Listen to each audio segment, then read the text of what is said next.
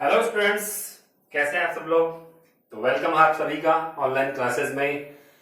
Last class में अपन discuss कर रहे थे कैपेसिटर, पैरेलल प्लेट कैपेसिटर, और उसका कैपेसिटेंस हमने फाइंड किया था और वो आया था C equals to A epsilon not upon D। ये कैपेसिटेंस का फॉर्मूला हमारा हमने डिराइव किया था पैरेलल प्लेट कैपेसिटर के लिए। ठीक है, अब इससे जुड़ा हुआ एक क्वेश्चन जो एग्जाम में पूछा भी गया था, हाफ ईयरली एग्जाम में पूछा गया था। जैसे ये एक पैरेलल प्लेट कैपेसिटर है, इसकी इस प्लेट पे प्लस क्यू चार्ज है और इस पे माइनस क्यू चार्ज है। ठीक है, तो ये फ्रिंजिंग इफेक्ट क्या होता है, इसके बारे में क्वेश्चन पूछा गया कि what is fringing effect in parallel plate capacitor. तो फ्रिंजिंग इफेक्ट का मीन समझना क्या है। अगर हम इस प्लेट को प्लस चार्ज दे रहे हैं तो यहाँ पे प्लस चार्ज और ये इंड्यूस हो जाता है यहाँ माइनस चार्ज, तो प्लस से माइनस की तरफ एक यूनिफॉर्म इलेक्ट्रिक फील्ड है वो डेवलप हो जाता है। और इसके लिए हमने यहाँ पे कंसिडर किया था कि जो दोनों के बीच का सेपरेशन है, यानी जो स्मॉल डी है, दो प्लेट के बीच का जो सेपरेशन होता है वो वेरी वेरी स्मॉल होता है। किससे? उसके एरिया के कंपेयर में। अगर मान लो ये पैरेलल प्लेट कैपेसिटर की प्लेट है तो दोनों प्लेट के बीच का जो सेपरेशन रहेगा वो इसके सरफेस, इसके पूरे एरिया की कंपैरिजन में ये वाली डिस्टेंस क्या रहेगी, बहुत ही स्मॉल रहेगी। इसको हमने यहाँ एज्यूम किया था। अगर ऐसा अपन एज्यूम करते हैं तो अपन मान सकते हैं कि अंदर जो इलेक्ट्रिक फील्ड होगा वो यूनिफॉर्म होगा। ठीक है, तो यहाँ पे आप देखोगे कि यूनिफॉर्म इलेक्ट्रिक फील्ड डेवलप हो जाता है और इसकी वैल्यू भी हमने कल बताई थी कि E equal to sigma upon epsilon not होता है ये। ठीक है, यहाँ पे सिग्मा अपॉन एप्सिलॉन नॉट ये हमने बताया था। अब अगर हम देखें तो ये प्लेट के एज है, तो प्लेट के अगर एज की बात करें तो वहां पे सरफेस चार्ज डेंसिटी, मतलब वहां पर चार्ज की वैल्यू ज्यादा रहेगी, तो अपन बोलते हैं सरफेस चार्ज डेंसिटी सिग्मा की वैल्यू क्या होती है, ज्यादा रहती है।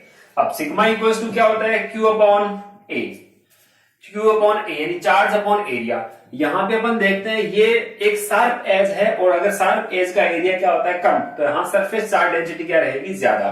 ठीक है, तो सरफेस चार्ज डेंसिटी अगर लार्ज है तो यहां पे आप देखोगे जो फील्ड लाइन होगी वो ज्यादा रहेगी और वो फील्ड लाइन एक दूसरे से रिपेल करेगी। तो रिपेल करने के कारण ये क्या हो जाती है, कुछ कर्व हो जाती है। ये फील्ड लाइन यहां से कर्व हो जाएगी, ये इलेक्ट्रिक फील्ड लाइन कर्व हो जाएगी। अगर ये कर्व फील्ड लाइन है तो यहां पे जो एजेस है, एजेस पे इलेक्ट्रिक फील्ड है वो यूनिफॉर्म नहीं रह पाता। इसी इफेक्ट को अपन कहते हैं फ्रिंजिंग इफेक्ट। और इसको हमने यहाँ पे जब ये कैपेसिटेंस का फॉर्मूला डिराइव किया था तो इस इफेक्ट को हमने यहाँ नेग्लेक्ट किया था, इसको हमने। ठीक है, तो ये फ्रिंजिंग इफेक्ट क्या होता है, इनको अपन वर्ड्स में कैसे लिखेंगे कि in parallel plate capacitor at the edges of plates surface charge density is relatively large and electric field lines repel each other and becomes curved near the edges. तो ये एजेस पे क्या हो जाती है, कर्व हो जाती है। ठीक है, and electric field is not uniform there, electric field है वहां पे यूनिफॉर्म नहीं रह पाता। बस इसी फील्ड को अपन क्या, इसी इफेक्ट को अपन क्या कहते हैं, फ्रिंजिंग इफेक्ट। तो आप इसको नोट करोगे। एक चीज और है कि अगर आपसे पूछे कि अंदर तो electric field E equal to sigma upon epsilon not है, ठीक है, अगर आपसे पूछे यहां पे इलेक्ट्रिक फील्ड कितना है, ये प्लस क्यू चार्ज है, यहां माइनस क्यू चार्ज है इनर सरफेस पे। ठीक है, आपको आउटसाइड में पूछ ले कि यहां इलेक्ट्रिक फील्ड कितना है, तो आंसर है 0। और यहां भी कितना बताओगे आप, 0 इलेक्ट्रिक फील्ड है, ये अंदर ही रहता है।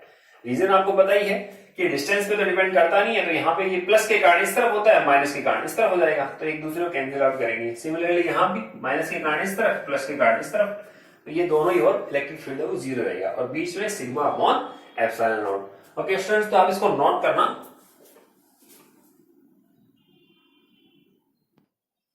ओके, तो डियर स्टूडेंट्स, अब अपन नेक्स्ट टॉपिक लेते हैं, effect of dielectric in PPC. ये पीपीसी क्या है, पैरेलल प्लेट कैपेसिटर, जिसको शॉर्ट में मैंने लिख दिया यहां पे पीपीसी। क्या इफेक्ट होगा अगर एक पैरेलल प्लेट कैपेसिटर है, इसके अंदर हम किसी डाइलेक्ट्रिक मीडियम को इंसर्ट कराएं तो क्या इफेक्ट होगा, किसका, कैपेसिटेंस पे क्या इफेक्ट पड़ेगा, इलेक्ट्रिक फील्ड पे क्या इफेक्ट पड़ेगा, वो अपन देखते हैं। ठीक है, फिर relation between chi and epsilon R, ये काई इसको अपन पढ़ते हैं CHI काई। ठीक है, तो ये सिंबल कुछ ऐसा सा है, ये एक सिंबल है जिसको अपन कहते हैं क्या, इलेक्ट्रिक ससेप्टिबिलिटी। ठीक है, अब इस सिंबल और एप्सिलॉन आर, ये दो सिंबल है, ये एप्सिलॉन आर जिसे अपन कहते हैं डाइलेक्ट्रिक कांस्टेंट ऑफ मीडियम, इन दोनों के बीच में आपको रिलेशन फाइंड करना है। ठीक है, तो ध्यान करना, ये जो रिलेशन आएगा सिमिलरली ऐसा ही रिलेशन आपको मिलेगा मैग्नेटिज्म में। ठीक है, तो ये कुछ जो टॉपिक्स हैं इस चैप्टर के वो मिले जुले से हैं मैग्नेटिज्म में। ठीक है, तो वो अपन वहां पे एक साथ कंपेयर करेंगे तो आपको तैयार हो जाएंगे। फिलहाल अपन देखते हैं कि effect of dielectric in parallel plate capacitor. अच्छा, तो इससे पहले कि अपन क्या इफेक्ट पड़ता है कैपेसिटेंस पे या फिर इलेक्ट्रिक फील्ड पे, इन सब पे बात करेंगे अपन। ठीक है, चलिए अपन को कैपेसिटेंस देखना, तो कैपेसिटेंस का फॉर्मूला क्या होता है, C equals to Q upon V, और हम कहते हैं V क्या होता था, पोटेंशियल डिफरेंस। पोटेंशियल डिफरेंस अपन यहाँ पे किसी कंडक्टिंग प्लेट को डिक्रीज करके और कैपेसिटेंस को इंक्रीज कराते हैं, और पोटेंशियल का फॉर्मूला क्या होता है, E इंटू डी। अब पोटेंशियल डिफरेंस कैसे डिक्रीज होगा, जब इलेक्ट्रिक फील्ड की वैल्यू डिक्रीज हो जाए। ठीक है, तो यहां आप देखोगे नेट इलेक्ट्रिक फील्ड की वैल्यू डिक्रीज होगी, जिससे पोटेंशियल डिक्रीज होगा, कैपेसिटेंस इंक्रीज हो जाता है। ठीक है, तो वो रिजल्ट कैसे आएगा उसको अपन देखेंगे। इसके अलावा कुछ पॉइंट्स, जैसे आपने काई ई को स्टडी किया, काई ई कहां आया था, पोलराइजेशन वेक्टर। हमने ये कहा था कि जैसे ही किसी डाइलेक्ट्रिक को आप एक्सटर्नल इलेक्ट्रिक फील्ड में रखते हो, अपन ये कहते हैं कि उसके जो मॉलिक्यूल होते हैं वो पोलराइज हो जाते हैं। ठीक है, तो जो पोलराइजेशन का अमाउंट है जिसको अपन कह रहे हैं polarisation vector, per unit volume में कितना इलेक्ट्रिक डायपोल मोमेंट बनता है उसे अपन पोलराइजेशन वेक्टर कहते हैं। ये डायरेक्टली प्रोपोर्शनल होता था जो नेट इलेक्ट्रिक फील्ड है कि आपने अप्लाई कितना किया, मान लो ई नॉट अप्लाई किया, इंड्यूस कितना हो गया, मान लो ईपी इंड्यूस हो गया, तो नेट कितना होगा, इस डायरेक्शन में लगाया था, इस डायरेक्शन में इंड्यूस हो गया, तो नेट हो जाएगा ई नॉट माइनस ईपी। तो नेट इलेक्ट्रिक फील्ड के डायरेक्टली प्रोपोर्शनल होता था। साइन, अपन यहां से प्रोपोर्शनल साइन हटाएंगे तो क्या आएगा, यहां अपन बोलते हैं कांस्टेंट आता है काई ई इंटू में ई। अब हमने कहा था कि काई एक डायमेंशन लेस क्वांटिटी है, तो इसको डायमेंशन लेस बनाने के लिए हमने यहां एक मल्टीप्लिकेटिव फैक्टर का सहारा लिया था, और वो क्या है, एप्सिलॉन नॉट। ठीक है, तो ये रिजल्ट अपन पहले से बता रहे हैं। ये ध्यान करना, ये जो ई छोटा सा लिखा है ये सबस्क्रिप्ट में है, कई स्टूडेंट इसको ऐसे लिखते हैं, ये गलत तरीका है। ठीक है ना, तो आप इसको नीचे लिखा करो छोटा सा। ओके, अब अपन कुछ रिजल्ट्स फाइंड करेंगे। एक आपको ये भी पता है कि अगर मान लो आपसे पूछे कि क्यू चार्ज के कारण यहाँ आर डिस्टेंस पे इलेक्ट्रिक फील्ड की वैल्यू कितनी होती है, तो आप बोलते हो पॉइंट चार्ज के कारण के क्यू अपॉन आर स्क्वायर। अगर मान लो यहाँ पे मीडियम भर दे तो मीडियम की प्रेजेंस में इलेक्ट्रिक फील्ड की वैल्यू एयर के रेस्पेक्ट में या वैक्यूम के रेस्पेक्ट में जितने टाइम्स कम हो जाती है वही उस मीडियम का डायरेक्ट कांस्टेंट होता है। तो यहाँ पे E अपॉन एप्सिलॉन आर। ठीक है, तो यहां ये डेफिनेशन अपन पहले से पता है कि मीडियम की प्रेजेंस में इलेक्ट्रिक फील्ड है वो क्या हो जाता है, डिक्रीज हो जाता है। ठीक है, पोटेंशियल भी डिफरेंस भी क्या हो जाएगा, डिक्रीज हो जाएगा। तो अपन यहां पर वापस से आते हैं और इसको किस प्रकार से अपन रिलेशन निकालेंगे और किस प्रकार से अपन इफेक्ट देखेंगे डाइलेक्ट्रिक का, कि electric susceptibility and dielectric constant के साथ रिलेशन देखते हुए आप आओगे किस पे, कि इफेक्ट क्या रहेगा। यानी पीसी में अपन देखेंगे कैपेसिटेंस चेंज होता है या पोटेंशियल डिफरेंस कैसे चेंज होता है, इलेक्ट्रिक फील्ड कैसे चेंज होता है, तो ये अपन इसका इफेक्ट नोट करेंगे। ओके, तो सबसे पहले आप देखोगे ये जो रेड कलर की जो दो लाइनें हैं ये दो कंडक्टिंग प्लेट्स है। ठीक है, ये दो कंडक्टिंग प्लेट्स है, मान लो मैंने इसको ग्राउंड कर रखा है। ठीक है, अब इन दोनों कंडक्टिंग प्लेट्स के बीच का सेपरेशन कितना है, ये स्मॉल डी सेपरेशन है। इसके ऊपर हमने यहाँ पे चार्ज दिया प्लस क्यू है, तो यहाँ चार्ज डेंसिटी है वो सिग्मा है। ठीक है, प्लस सिग्मा, इस प्लेट पे चार्ज डेंसिटी कितनी रहेगी, प्लस सिग्मा, और यहाँ पे इस प्लेट पे कितनी रहेगी, माइनस सिग्मा। ठीक है, तो ये आप देख रहे हो कि जैसे हमने इसको बैटरी की सहायता से इसको चार्ज कर दिया, तो एक पे पॉजिटिव है तो इंड्यूस हो गया, दूसरे पे माइनस। एक बार आप भूल जाओ अंदर कुछ भी नहीं है, अंदर यहाँ पे वैक्यूम है, तो एक तरफ प्लस चार्ज एक तरफ minus charge, surface charge density sigma है। तो आप बताओ, हमने यहाँ पे कोई डाइलेक्ट्रिक मीडियम इन दोनों प्लेट के बीच में इंसर्ट अभी नहीं कराया है, तो इन दोनों प्लेट के बीच में इलेक्ट्रिक फील्ड की वैल्यू कितनी होती है, तो आप बता सकते हो E इक्वल टू कितना होगा। तो यहां पर बोलेंगे when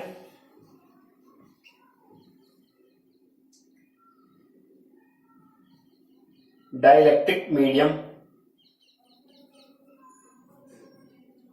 when dielectric medium is not inserted between the plates, then electric field कितना होता है बोलिए। इलेक्ट्रिक फील्ड यानी वैल्यू, या इसको अपन मैग्नीट्यूड ऑफ इलेक्ट्रिक फील्ड बता सकते हैं, और उसकी वैल्यू अपन को पहले से पता है, E इक्वल टू कितना होता है, सिग्मा अपॉन एप्सिलॉन नॉट। दोनों प्लेटों के बीच में इलेक्ट्रिक फील्ड की वैल्यू यही रहती है, सिग्मा अपॉन एप्सिलॉन नॉट। और सिग्मा यहाँ क्या है ये भी अपन बता सकते हैं। इसको इक्वेशन नंबर आप 1 डाल दीजिए। अब ये कौन सा इलेक्ट्रिक फील्ड है, वैक्यूम में है, ठीक है, तो इसको मैंने ई नॉट लिख दिया, ये वैक्यूम में है। तो ई नॉट एक्चुअल में जब कोई यहाँ पे डायरेक्ट्रिक मीडियम इंसर्ट नहीं कराया गया, प्लेस नहीं किया गया, उस कंडीशन में इलेक्ट्रिक फील्ड की वैल्यू है। तो आप यहाँ पे बता सकते हो here sigma surface charge density, surface charge density on the plate of capacitor.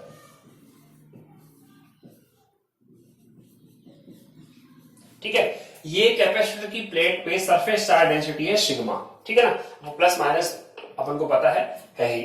चलिए अब इसके बाद में अपन क्या करते हैं, अपन यहां एक डाइलेक्ट्रिक मीडियम को इंसर्ट करा रहे हैं। तो आप मानिए कि यहां पर पूरे फुली अपन यहां क्या कर रहे हैं, दोनों प्लेट्स के बीच में हमने कुछ भर दिया, जैसे वैक्स भर दिया या वाटर भर दिया, या फिर अपन कुछ भी माने पेपर भर दिया, ठीक है, या माइका भर दिया, कुछ भी हमने यहाँ पे डाइलेक्ट्रिक मीडियम को इंसर्ट कराया है। तो जैसे ही डाइलेक्ट्रिक मीडियम को आप इंसर्ट कराओगे, अब देखना क्या होता है। ये हमने डाइलेक्ट्रिक मीडियम को इंसर्ट करा दिया, तो पहले से यहां आपने इलेक्ट्रिक फील्ड अप्लाई कर रखा था और इसकी वैल्यू कितनी थी, ई नॉट, ठीक है। तो आपने कोई डाइलेक्ट्रिक मीडियम नहीं रखा तब तो ई नॉट थी, और जैसे यहाँ पे इंसर्ट हो गया है, अब देखो ये एक डायरेक्ट्रिक मीडियम हमने यहां इंसर्ट करा दिया, ठीक है, तो क्या होगा, इसके मॉलिक्यूल्स जो होंगे वो पोलराइज हो जाएंगे। ये हमने पहले स्टडी किया है कि जो डाइलेक्ट्रिक होता है उसके मॉलिक्यूल्स है वो पोलराइज होते हैं एक्स्ट्रा इलेक्ट्रिक फील्ड में। तो यहां पे आप देखोगे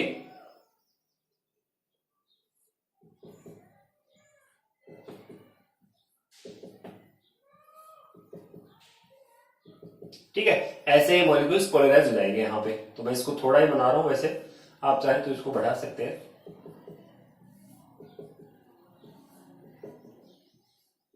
ठीक है, अब आप देखोगे इस डाइलेक्ट्रिक मीडियम के एक साइड में तो देखो प्लस प्लस की एक लेयर बन जाती है, ये आप नोट करोगे, और यहां पे एक साइड में इसकी दूसरी एज पे क्या है, माइनस माइनस की एक लेयर बन जाएगी, ठीक है ना। तो बीच वाले चार्ज है वो सारे कैंसिल हो जाएंगे, ठीक है, तो ये सारे के सारे चार्ज यहां से हट जाएंगे। तो एक तरफ प्लस की एक लेयर बन गई है प्लस चार्ज की, और दूसरी तरफ माइनस चार्ज की एक लेयर है वो इंड्यूस हो चुकी है, ठीक है। तो यहां पे इंड्यूस हो चुका है इलेक्ट्रिक फील्ड डाइलेक्ट्रिक मीडियम के अंदर, इसलिए इस इलेक्ट्रिक फील्ड को अपन कहते हैं ईपी, ठीक है, या पोलराइज हो गए हैं मॉलिक्यूल जिसके कारण ईपी यानी पोलराइज इलेक्ट्रिक फील्ड यहां पे अपन कह रहे हैं बन गया, यानी इलेक्ट्रिक फील्ड इंड्यूस हो गया, और उसकी डायरेक्शन किधर है, opposite to applied electric field, यानी यहां वैक्यूम में कितना था उसके अपोजिट डायरेक्शन में इलेक्ट्रिक फील्ड यहां पे क्रिएट हो गया है। ओके, अच्छा, अब अपन बोलेंगे कि यहां से ये जो प्लस चार्ज की यहां एक लेयर बनी है, तो यहां एक चार्ज डेंसिटी होगी जिसे अपन कहते हैं सिग्मा पी। ये प्लस की है इसलिए प्लस, यहां माइनस की होगी तो यहां बता सकते हो माइनस सिग्मा पी, ठीक है। तो ये लेयर बन रही है यहां पे जो चार्ज डेंसिटी है, यानी एज पे आई है, ये एज पे माइनस माइनस चार्ज है वो इंड्यूस हो गया है, तो इसको आप एज पे शो कर सकते हो, ठीक है। चलिए अब अपन यहां पे अब इलेक्ट्रिक फील्ड कितना होगा नेट वो अपन लिखेंगे, और फिर इसके बाद में बताएंगे पोटेंशियल क्या होता है, फिर अपन बताएंगे कैपेसिटेंस इंक्रीज हुआ डिक्रीज हुआ। चलिए तो अपन यहां से नोट करेंगे, when dielectric medium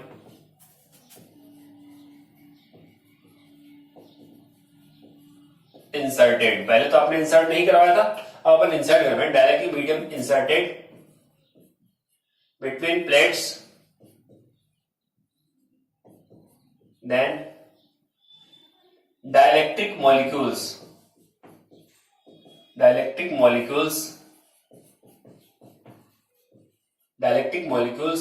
gate polarised. ये डाइलेक्ट्रिक मॉलिक्यूल्स क्या हो जाते हैं, पोलराइज हो जाते हैं, यानी माइनस और प्लस के बीच का कुछ सेपरेशन आ जाता है, get polarised. And EP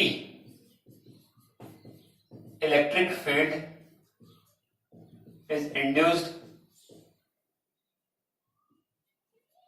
EP electric field is induced, ठीक है, इन डाइलेक्ट्रिक मीडियम। इन डाइलेक्ट्रिक मीडियम, डाइलेक्ट्रिक मीडियम में कौन सा इलेक्ट्रिक फील्ड है वो इंड्यूस हो गया है, EP इन डाइलेक्ट्रिक मीडियम, ठीक है, विच इज अपोजिट टू, जो किसके अपोजिट है, अप्लाइड इलेक्ट्रिक फील्ड के, which is opposite to E not, ठीक है, E नॉट के जस्ट अपोजिट है। तो नेट इलेक्ट्रिक फील्ड कितना आएगा बता सकते हो आप, नेट इलेक्ट्रिक फील्ड,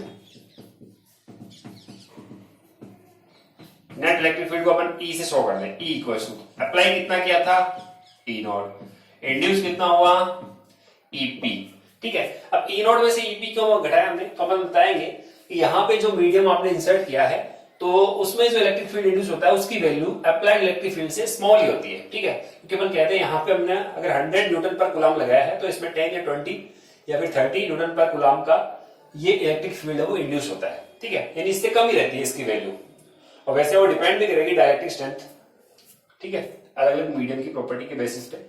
अच्छा, तो ये इलेक्ट्रिक फील्ड हो गया।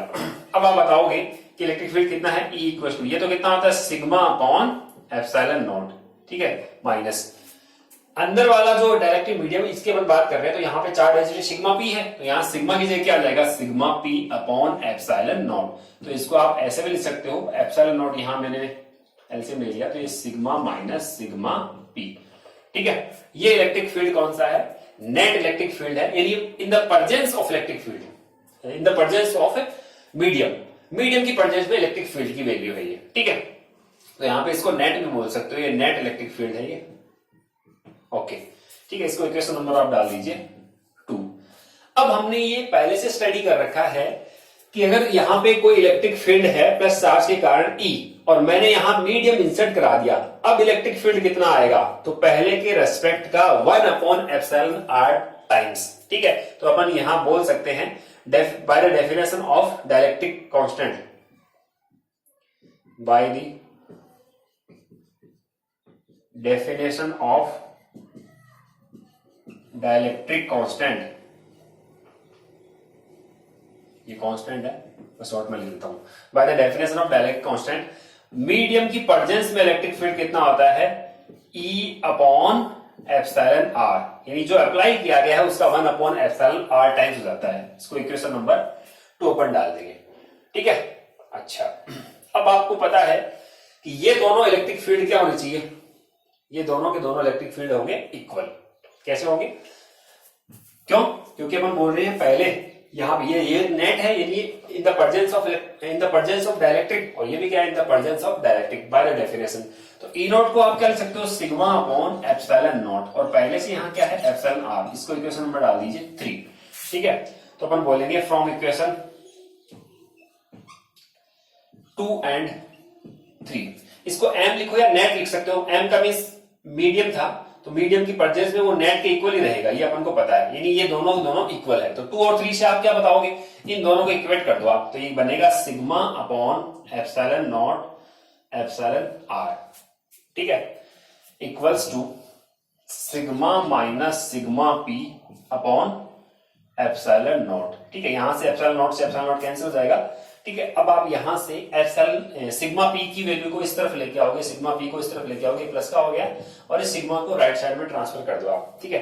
तो यहां से ये पहले एप्सिलॉन r टाइम्स होगा, फिर ये माइनस हो जाएगा, तो सिग्मा में कॉमन ले लेता हूं, आप देख लेना इसको, तो ये बनता है 1 माइनस 1 अपॉन एप्सिलॉन r को मैं राइट साइड में ट्रांसफर कर रहा हूं यहाँ पे, तो इस वाली वैल्यू को मैं ऐसे लिखूंगा, सिग्मा p को इस साइड में लेके आए तो ये एप्सिलॉन r, ठीक है। तो यहां से आएगा एप्सिलॉन r और -1 और इनटू में क्या आ गया सिग्मा, ठीक है।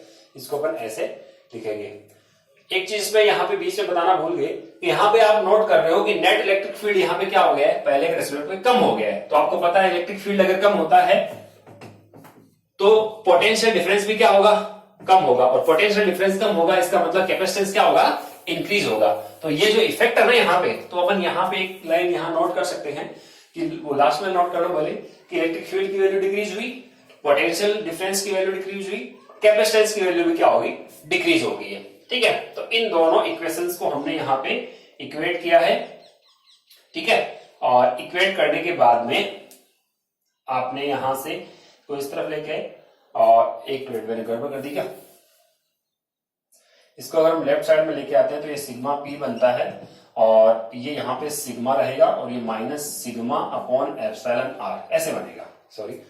ठीक है, इसको मैं इस तरफ लेके आया, प्लस का हो गया, और ये sigma upon epsilon R right side में गया तो ये माइनस का हो गया। अब यहां से सिग्मा को आप कॉमन ले लो, तो यहां से अगर सिग्मा को कॉमन लोगे तो ये क्या बनता है, sigma P equals to, sigma को अगर हम कॉमन ले रहे हैं तो 1 माइनस 1 अपॉन एप्सिलॉन आर, ये हमारा बन गया। ठीक है, अब अपन सिग्मा पी क्या होता है, तो सिग्मा पी याद करो हमने जब पोलराइजेशन वेक्टर स्टडी किया था तो ये सिग्मा पी की वैल्यू है वो पोलराइजेशन वेक्टर के मैग्नीट्यूड के इक्वल होती है। अब बताइए पोलराइजेशन वेक्टर क्या होता है, P equals to per unit volume में, पर यूनिट वॉल्यूम, ये वॉल्यूम है, पर यूनिट वॉल्यूम में किसकी वैल्यू, इलेक्ट्रिक डायपोल मोमेंट की वैल्यू। तो बताइए यहां से P इक्वल्स टू क्या है, Q into D, charge into distance, तो मान लो दो चार्जेस के बीच की डिस्टेंस कितनी है D, और वॉल्यूम इक्वल्स टू क्या होता है, एरिया इंटू डिस्टेंस, डी से डी कैंसिल, तो चार्ज अपॉन एरिया, क्या यही होता है sigma, yes, surface charge density. तो सिग्मा पी की वैल्यू को अपन पोलराइजेशन वेक्टर के इक्वल बता सकते हैं। तो यहां से हम बोलेंगे कि sigma P equals to polarisation vector, magnitude of polarisation vector. ठीक है, तो यहां पे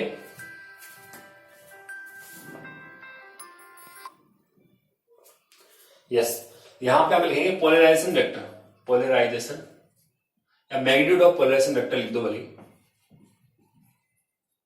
मैग्नीट्यूड ऑफ पोलराइजेशन वेक्टर। इसका मतलब P के इक्वल होगा, और P किसके इक्वल होता है बोलो, ठीक है, P किसके इक्वल होता है,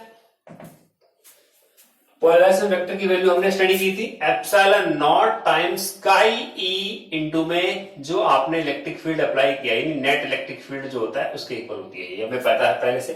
ठीक है, तो यहां से अपन कह सकते हैं कि सिग्मा पी इक्वल्स टू क्या बन जाएगा, इसको यहां लिख दो भले, सिग्मा पी इक्वल्स टू, ये पी की जगह यहां क्या लिख सकते हैं, एप्सिलॉन नॉट टाइम्स, और ये आता है आपका काई ई इंटू में ई नेट। तो इक्वेशन नंबर डाल दीजिए यहाँ पे 4, और यहां इसको डाल दीजिए 5।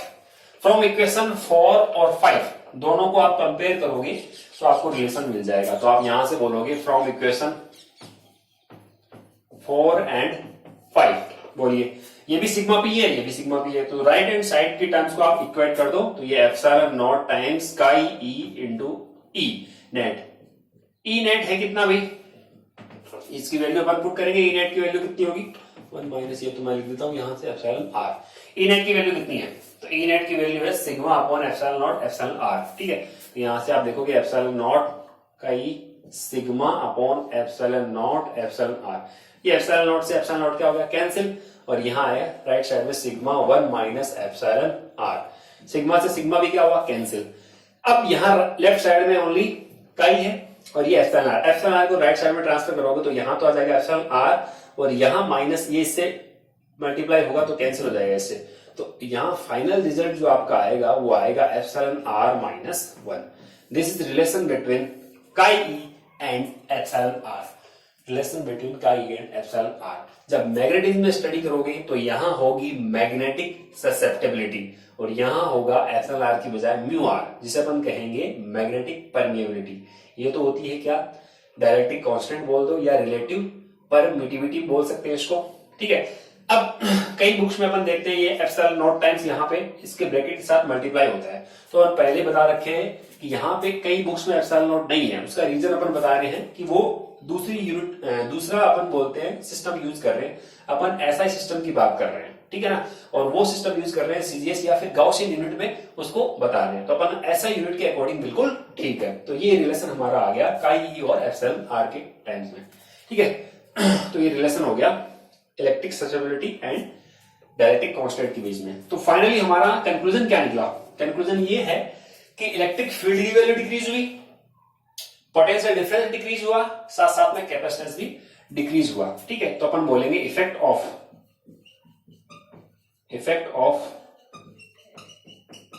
डायलेक्ट्रिक क्या आया? तो अपन बोलेंगे इफेक्ट ऑफ डायलेक्ट्रिक क्या होगा? First, electric field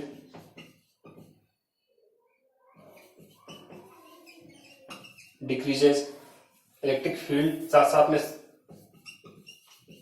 potential difference भी ले लेता हूं मैं, पोटेंशियल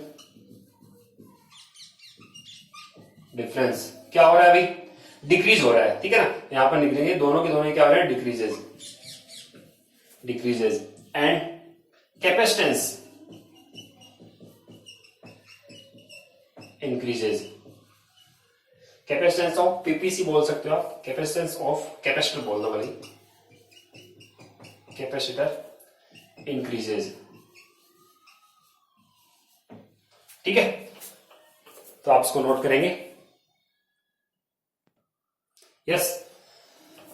तो अपन ने ये दोनों ही बातें स्टडी कर ली, effect of dielectric and relation between chi and epsilon R. एक बार दोबारा से हम देखें तो सबसे पहले हमने क्या कहा कि ये एक कोई पैरेलल प्लेट कैपेसिटर है जिनकी दोनों प्लेटों के बीच में वैक्यूम है। फिर हमने बोला कि इन दोनों प्लेटों के बीच में इलेक्ट्रिक फील्ड की वैल्यू अपन को पहले से पता है, तो यहां से अपन लिख सकते हैं कि when dielectric medium is not inserted between the plates the electric field E not equal to sigma upon epsilon not. ये हमें पता है पहले से। सिग्मा यहाँ पे क्या है? Surface charge density on the plate of capacitor, ठीक है। Where dielectric medium inserted between plates, then dielectric molecules get polarized and EP electric field is induced in the dielectric medium which is opposite to E naught। जो आपने apply किया उसके opposite होगा। तो net electric field कितना हुआ? Show net electric field E net equals to E naught minus EP। तो sigma minus sigma P, और सिग्मा पी यहाँ पे क्या है? तो सिग्मा पी अपन यहाँ पे बता सकते हैं surface charge density on the या at the edge of dielectric medium. Dielectric medium की एज पे यहाँ पे सरफेस चार्ज डेंसिटी है, तो यहाँ पे आप ब्रैकेट में कहीं इंसर्ट कर देना कि here sigma P is surface charge density at the edge of dielectric medium, ठीक है। तो ये ब्रैकेट में अपन बता सकते हैं। जैसे हमने यहाँ लिखा सिग्मा तो तुरंत बता दिया सिग्मा क्या है, तो यहाँ सिग्मा पी क्या है इसकी वैल्यू को आपको बताना होगा। फिर आगे ई नेट की वैल्यू इसको सोल्व किया हमने। ये हमने पहले से पता है कि अगर किसी मीडियम की परजेस में इलेक्ट्रिक फील्ड है वो कितना टाइम्स हो जाता है, तो अपन कहते हैं 1 अपॉन एप्सिलॉन आर टाइम्स हो जाता है कंपेयर टू वैक्यूम। तो ये हमने डेफिनेशन से अपन ने बताया था, by the definition of dielectric constant E net की जो वैल्यू है वो क्या हो जाएगी? 1 अपॉन एप्सिलॉन आर टाइम्स कम हो जाएगी। और ई नोट क्या होता है? Sigma upon epsilon not. ये एप्सिलॉन आर ऐसा कैसा। फिर 2 और 3 को हमने क्या किया? कंपेयर किया है, ठीक है, क्योंकि यहां से ई नेट दोनों को वैल्यू इक्वेट कर दिया और कंपेयर करके हमने यहाँ सिग्मा पी की वैल्यू यानी यहाँ पे surface charge density at the edge of dielectric medium इसको हमने निकाल दिया कि इसकी वैल्यू इतनी आती है, ये इतना टाइम से वो कम हो जाता है। फिर हमने बोला कि अच्छा ये बता दिया कि सिग्मा पी इक्वल्स टू नहीं सिग्मा पी, हाँ हमने यहां से लिखा है we know that sigma P जो होता है वो मैग्नीट्यूड ऑफ पोलराइजेशन वेक्टर। तो यहां सिग्मा पी लिख दूंगा मैं, चलो मैं यहां पे नोट ही कर देता हूं कि सिग्मा पी क्या है। We know that sigma P यानी surface charge density, surface charge density at the edge of dielectric medium. Dielectric medium ये किसके इक्वल होगी भाई? ये इक्वल होगी किसके? पोलराइजेशन यानी मैग्नीट्यूड ऑफ पोलराइजेशन। तो यहां पे आप बता सकते हो कि मैग्नीट्यूड ऑफ पोलराइजेशन वेक्टर, ठीक है, ये पोलराइजेशन वेक्टर के मैग्नीट्यूड के इक्वल होगी। तो सिग्मा पी इक्वल टू किसके होगा? पी के, ठीक है। ये इक्वेशन नंबर हमारा 5 हो गया। तो यहां पे आप बता सकते हो sigma P equals to P, ठीक है। अच्छा, और P किसके इक्वल होता है? P होता है इसके इक्वल। तो हमने यहाँ पे 5 और 4 को इक्वेट किया और फाइनली आपने रिलेशन पता लगा लिया। और इफेक्ट हमें क्या पता लगा कि इलेक्ट्रिक फील्ड की वैल्यू डिक्रीज हो जाती है, पोटेंशियल डिफरेंस भी क्या होगा? डिक्रीज हो जाएगा।